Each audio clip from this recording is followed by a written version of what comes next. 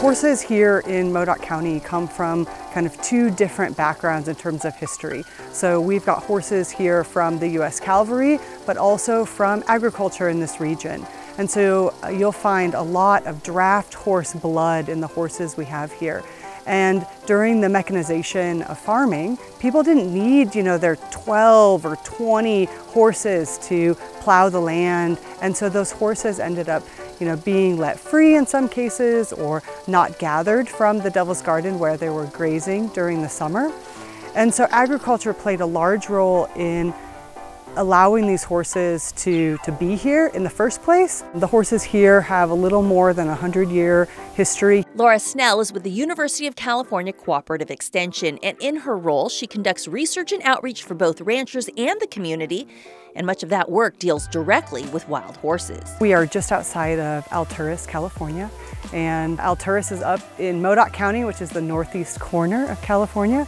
We're about 60 miles south of the Oregon border and about 30 miles west of Nevada. This area of California has the Devil's Garden Plateau, which is a large lava flow. It's about 5,000 feet elevation, and there are wild horses that live there that are managed by the U.S. Forest Service. When I moved here about 8 years ago, there were almost 4,000 wild horses here in Modoc County, so quite a few, and that's about 20 times more than what the appropriate management level was. Now there's somewhere between 12 or 1,400, and so we're making some strides in managing that herd and helping to create balance between the wild horses and the native habitat and the native ecosystem. The Devil's Garden consists of 500,000 acres of rolling and rough terrain filled with lava rocks and brush.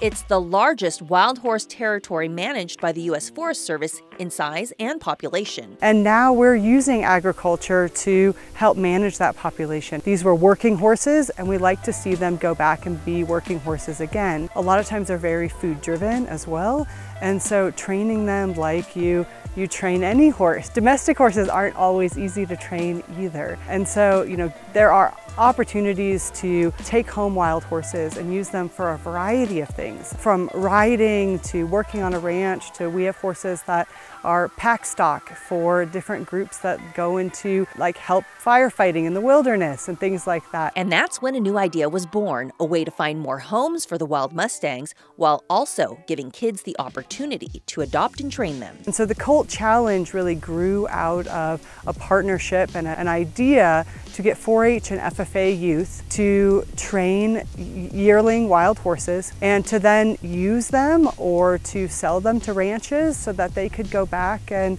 be working horses. Adelia Martinez is a Surprise Valley teen, a fifth-generation rancher and an original participant of the program. Well, I first got Boone in 2020 from the Devil's Garden.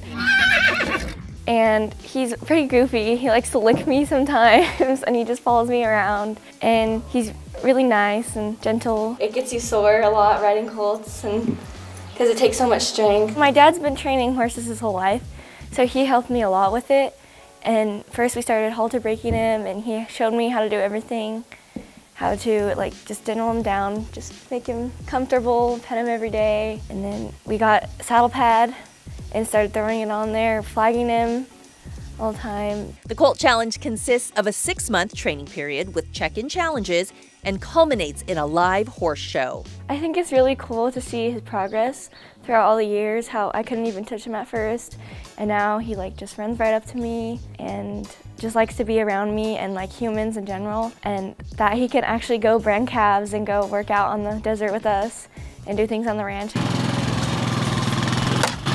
I'm super proud of her. She's done a great job and made a nice little pony for her first time. Boone's a big help, to the operation. We can take him out on the desert, and he's got good hard feet, and he thinks a badger hole or a rock's good footing, so he gets across the range pretty good and pulls some big calves to the fire, so that's all a big help. A true learning experience for all involved. Activities like this outside of school that teach, responsibility, but also patience. The training is in small pieces.